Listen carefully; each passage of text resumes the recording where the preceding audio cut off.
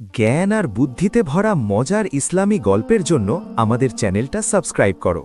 অনেক কাল আগের কথা, এক নির্জন জনপদে এক বৃদ্ধ মানুষ বাস করতেন। তিনি খুব ধনীও ছিলেন না, আবার খুব দরিদ্রও ছিলেন না। আল্লাহ তাকে ৩টি ফুটফুটে পুত্র সন্তান দান করেছিলেন। ৩টি ছেলেই ছিল চাঁদের মতো সুন্দর, সুঠাম দেহের অধিকারী এবং অত্যন্ত বুদ্ধিমান। তারা লেখাপড়া ও জ্ঞান অর্জনে ছিলেন দক্ষ। তাদের স্বভাব ছিল খুব নম্র। তারা সর্বদা ভালো মানুষের সংস্রবে থাকতেন এবং খারাপ সঙ্গ এড়িয়ে চলতেন। বড় ছেলের নাম ছিল নাসের, যার বয়স ২১ বছর। মেজ ছেলের নাম নৌরোজ, তার বয়স ১৮, আর সবার ছোট ভাই নাদের, যার বয়স মাত্র ১৬ বছর। একদিন তাদের বাবা বার্ধক্যের ভারে ৩ ছেলেকে নিজের কাছে ডাকলেন।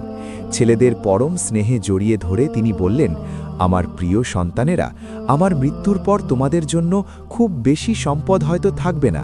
আমি আমার সাধ্য মতো তোমাদের মানুষ করার চেষ্টা করেছি। বাবা তার ছেলেদের ৩টি বিশেষ গুণ দান করেছিলেন। প্রথমত, তিনি তাদের শরীর ও স্বাস্থ্যের যত্ন নিয়ে শক্তিশালী করে তুলেছিলেন।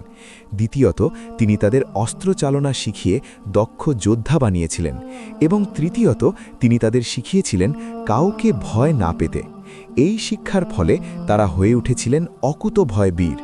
মৃত্যুর আগে বাবা তাদের ৩টি অমূল্য উপদেশ দিলেন। তিনি বললেন, আমার এই কথাগুলো হৃদয়ে গেঁথে রাখো। ১. সর্বদা সততার পথে থেকো, তাহলে বিপদ তোমাকে স্পর্শ করতে পারবে না। ২. পরিশ্রম করতে কখনো লজ্জা পাবে না, তাহলেই জীবনে সুখ ও শান্তি পাবে। এবং ৩. নিজের সামর্থ্য অনুযায়ী দান করবে, এতে তোমাদের সম্মান বৃদ্ধি পাবে। বাকি সব কিছুর ভার মহান আল্লাহর উপর ছেড়ে দিও। বাবা আরও জানালেন যে তিনি তাদের জন্য ৩টি ঘোড়া প্রস্তুত রেখেছেন, কালো, বাদামি এবং খাকি রঙের, আর তাদের ঝুলিতে ১ সপ্তাহের খাবার ভরে দিয়েছেন। তিনি নির্দেশ দিলেন, এখন তোমরা আল্লাহর নাম নিয়ে সফরে বেরিয়ে পড়ো, দুনিয়া দেখো। যতক্ষণ না তোমরা এই জগৎকে নিজের চোখে দেখবে, ততক্ষণ তোমরা প্রকৃত মানুষ হতে পারবে না। যাও, নিজেদের ভাগ্য যাচাই করো, আল্লাহ তোমাদের সহায় হন। বাবার দোয়া নিয়ে ৩ ভাই পরদিন সকালেই ঘোড়ায় চড়ে অজানার উদ্দেশ্যে রওনা হলেন। সারাদিন পথ চলে তারা বাড়ি থেকে অনেক দূরে চলে এলেন। সন্ধে ঘনিয়ে এলে তারা বিশ্রামের জন্য একটি জায়গায় থামলেন। জায়গাটি ছিল অত্যন্ত নির্জন এবং ভুতুড়ে। চারদিকে শুনশান নীরবতা। ৩ ভাই পরামর্শ করলেন যে এমন অচেনা জায়গায় ৩ জনের একসাথে ঘুমানো ঠিক হবে না। তাই তারা সিদ্ধান্ত নিলেন রাত ভাগ করে একে একে পাহারা দেবেন। প্রথম প্রহরে পাহারা দেওয়ার দায়িত্ব পড়ল বড় ভাই নাসেরের ওপর। বাকি ২ ভাই নিশ্চিন্তে ঘুমিয়ে পড়লেন। নাসের তলোয়ার হাতে বসে রইলেন। আকাশে ছিল পূর্ণিমার চাঁদ। চাঁদের আলোয় চারপাশ ভেসে যাচ্ছিল। হঠাৎ নিস্তব্ধতা ভেঙে ঝোপের আড়াল থেকে এক ভয়ঙ্কর গর্জন শোনা গেল।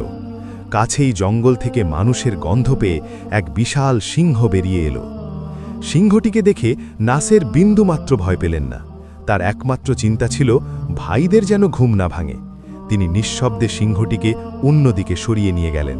সিংহটি তার ওপর ঝাঁপিয়ে পড়ল, কিন্তু নাসের ছিলেন এক দক্ষ যোদ্ধা। চোখের পলকে তিনি তলোয়ারের এক কোপে সিংহের থাবা জখম করলেন। এরপর সিংহের মাথায় আঘাত করে তাকে ধরাশায়ী করলেন। সিংহটি মরে গেল। নাসের প্রমাণের জন্য সিংহের চামড়ার একটি অংশ কেটে নিজের কাছে রেখে দিলেন। এরপর তিনি এমনভাবে এসে বসলেন যেন কিছুই হয়নি। নাসেরের পাহারার সময় শেষ হলে মেজ ভাই নরোজের পালা এলো। নাসের ঘুমিয়ে পড়লেন। নরোজ সতর্ক হয়ে বসে রইলেন। রাত তখন অনেক গভীর। হঠাৎ পাহাড়ের গুহা থেকে এক বিশাল বিষধর সাপ বেরিয়ে এলো। সাপটি ফনা তুলে হিস হিস শব্দে এগিয়ে আসছিল। নরোজ বিচলিত হলেন না। ভাইদের ঘুমের ব্যাঘাত না ঘটিয়ে তিনি সাপটিকে অনুসরণ করে ফাঁকা জায়গায় নিয়ে গেলেন। সাপটি ছোবল মারতে উদ্যত হতেই নরোজ ক্ষিপ্র গতিতে তলোয়ার চালালেন। কয়েক মুহূর্তের লড়াইয়ে সাপটি দ্বিখণ্ডিত হয়ে মাটিতে লুটিয়ে পড়ল। নরোজ সেই সাপের চামড়ার একটি টুকরো কেটে নিজের কোমরে লুকিয়ে রাখলেন এবং নিজের জায়গায় ফিরে এলেন। তার ভাইরা কিছুই জানতে পারল না। ভোর হওয়ার আগে ছোট ভাই নাদেরের পাহারার পালা এলো। তার সময়ে বিশেষ কোনো বিপদ ঘটল না। সকাল হলে ৩ ভাই আবার ঘোড়ায় চড়ে সামনে এগিয়ে চললেন। সারা দিন পথ চলার পর তারা এক বিশাল পাহাড়ের পাদদেশে পৌঁছালেন। সেখানে একটি ঝর্ণার পাশে তারা রাত কাটানোর সিদ্ধান্ত নিলেন। যথারীতি দুই ভাই ঘুমিয়ে পড়লেন এবং পালক্রমে পাহারা শুরু হলো। শেষ রাতে যখন ছোট ভাই নাদের পাহারা দিচ্ছিলেন, তখন তিনি দূরে একটি আলো দেখতে পেলেন। কৌতূহলী হয়ে নাদের ঘোড়ায় চড়ে সেই আলোর দিকে এগিয়ে গেলেন। কাছে গিয়ে দেখলেন সেটি একটি জরাজীর্ণ বাড়ি। জানলা দিয়ে উঁকি দিয়ে তিনি দেখলেন ভেতরে প্রায় ২০ জন লোক গোল হয়ে বসে আছে। তাদের চেহারা ছিল ভয়ঙ্কর, চোখগুলো ছিল হিংস্র। বুঝতে বাকি রইল না যে তারা ডাকাত দল। নাদের ভাবলেন এদের এভাবে ছেড়ে দেওয়া বুদ্ধিমানের কাজ হবে না। তিনি সাহসের সাথে দরজায় টোকা দিয়ে ভেতরে প্রবেশ করলেন। অচেনা যুবককে দেখে ডাকাতরা অস্ত্র হাতে দাঁড়িয়ে পড়ল। নাদের অত্যন্ত বিনয়ের সাথে বললেন, আমি এক সামান্য মুসাফির, আমি আপনাদের দলে যোগ দিতে চাই। আমার অনেক গুণ আছে, আমি গুপ্ত খবর বের করতে ওস্তাদ, আমাকে আপনাদের সেবক রূপে গ্রহণ করুন। নাদেরের কথা বলার ভঙ্গি এতটাই বিশ্বাসযোগ্য ছিল যে ডাকাত সর্দার তাকে বিশ্বাস করে ফেলল। সেই রাতে ডাকাতরা রাজপ্রাসাদে চুরির পরিকল্পনা করেছিল। নাদের তাদের সাথে যোগ দিলেন। তারা যখন রাজপ্রাসাদের প্রাচীরের কাছে পৌঁছল, তখন সর্দার নাদেরকে বলল প্রথমে প্রাচীর টপকে ভেতরে যেতে। নাদের প্রাচীর টপকে ভেতরে গিয়ে দেখলেন প্রহরীরা সবাই গভীর ঘুমে আচ্ছন্ন। তিনি ডাকাতদের সংকেত দিলেন। ডাকাতরা যখন একে একে দড়ি বেয়ে প্রাচীর থেকে নামতে শুরু করল, তখন নাদের এক এক করে তাদের সবার শিরচ্ছেদ করলেন। ২০ জন ডাকাতের লাশ তিনি বাগানের এক কোণে ফেলে রাখলেন। এরপর নাদের প্রাসাদের ভেতরে প্রবেশ করলেন। তিনি দেখলেন ৩টি আলাদা কক্ষে ৩ জন অপরূপা রাজকন্যা ঘুমাচ্ছেন। নাদের প্রমাণ হিসেবে তাদের প্রত্যেকের হাত থেকে একটি করে আংটি ও কানের দুল খুলে নিলেন, কিন্তু তাদের কোনো ক্ষতি করলেন না। কাজ শেষ করে তিনি দ্রুত ফিরে এসে নিজের ভাইদের কাছে এমনভাবে বসে রইলেন যেন তিনি কোথাও যাননি। পরদিন সকালে ৩ ভাই শহরে প্রবেশ করলেন। শহরের সরাইখানায় চা পান করার সময় তারা শুনলেন রাজকীয় ঘোষণা। ঢোল পিটিয়ে জানানো হচ্ছে গতরাতে রাজপ্রাসাদে এক অলৌকিক ঘটনা ঘটেছে। কেউ একজন ২০ জন ভয়ঙ্কর ডাকাতকে হত্যা করেছে। রাজা ঘোষণা করেছেন যেই বীর এই কাজ করেছে তাকে খুঁজে বের করা হবে। রাজা শহরের সকল আগন্তুককে প্রাসাদে আমন্ত্রণ জানালেন। ৩ ভাই রাজপ্রাসাদে উপস্থিত হলেন। রাজকীয় ভোজসভায় তাদের সামনে নানা পদের খাবার পরিবেশন করা হলো। পাশের ঘরে রাজা ও তার উজির লুকিয়ে তাদের কথা শুনছিলেন। খাবার খেতে খেতে বড় ভাই নাসের বললেন, এই ভেড়ার মাংসটি সুস্বাদু, কিন্তু মনে হচ্ছে এই ভেড়াটিকে কোনো কুকুর দুধ খাইয়ে বড় করেছে।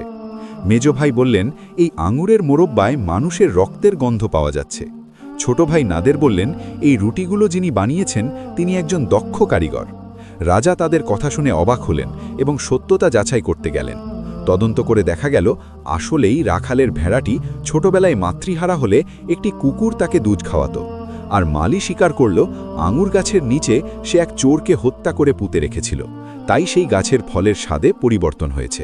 আর রুটিগুলো রাজা নিজে শখ করে বানিয়েছিলেন। রাজা ৩ ভাইয়ের বুদ্ধিমত্তা দেখে মুগ্ধ হলেন। তিনি তাদের সামনে এসে বললেন, তোমরা সাধারণ কোনো মানুষ নও, তোমাদের সত্যবাদিতা এবং অন্তর্দৃষ্টি আমাকে মুগ্ধ করেছে। তিনি অনুরোধ করলেন তার ৩ কন্যাকে বিয়ে করার জন্য। ৩ ভাই প্রথমে রাজি না হলেও রাজার অনুরোধে তারা সম্মত হলেন। ধুমধাম করে বিয়ে হলো এবং তারা প্রাসাদে বসবাস করতে লাগলেন। কিন্তু সুখ বেশি দিন সইল না।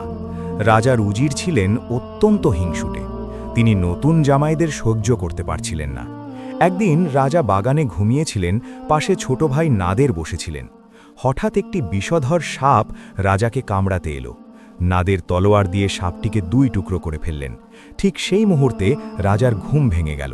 তিনি দেখলেন নাদেরের হাতে খোলা তলোয়ার। উজির এই সুযোগ কাজে লাগালেন। তিনি রাজাকে বোঝালেন যে নাদের আসলে রাজাকে হত্যা করে সিংহাসন দখল করতে চায়। রাজা ভুল বুঝলেন এবং নাদেরকে কারাগারে নিক্ষেপ করলেন। নাদেরের স্ত্রী অর্থাৎ ছোট রাজকন্যা কান্নায় ভেঙে পড়লেন এবং বাবার কাছে স্বামীর প্রাণ ভিক্ষা চাইলেন। রাজা নাদেরকে শেষবারের মতো দরবারে ডাকলেন। নাদের রাজার সামনে দাঁড়িয়ে বললেন, হে রাজন, আমি আপনাকে একটি তোতা পাখির গল্প শোনাতে চাই, অনুমতি পেলে বলতে পারি। রাজা অনুমতি দিলেন। নাদের বলতে শুরু করলেন, এক দেশে এক রাজা ছিলেন যার একটি প্রিয় তোতা পাখি ছিল। তোতা পাখিটি একদিন ছুটি নিয়ে তার বাবা মায়ের সাথে দেখা করতে বনে গেল। ফেরার সময় তার বাবা তাকে একটি বিশেষ ফল দিল যা খেলে বৃদ্ধ যুবক হয়ে যায়। তোতা পাখিটি সেই ফল রাজার জন্য নিয়ে এলো, কিন্তু হিংসুটে উজির রাজাকে বলল এই ফল বিষাক্ত হতে পারে। পরীক্ষা করার জন্য ফলটি একটি কাককে খাওয়ানো হলো, কাকটি মারা গেল।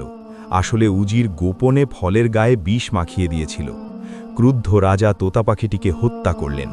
কিছুদিন পর সেই ফলের বীজ থেকে গাছ হলো। এক বৃদ্ধ সেই গাছের ফল খেয়ে যৌবন ফিরে পেলেন। তখন রাজা বুঝতে পারলেন তিনি ভুল করেছেন এবং নিরপরাধ তোতাটিকে হত্যা করেছেন। গল্প শেষ করে নাদের নিজের পকেট থেকে সেই মরা সাপের টুকরোটি বের করে রাজাকে দেখালেন, যা তিনি বাগানে মেরেছিলেন। রাজা তখন নিজের ভুল বুঝতে পারলেন এবং লজ্জিত হলেন।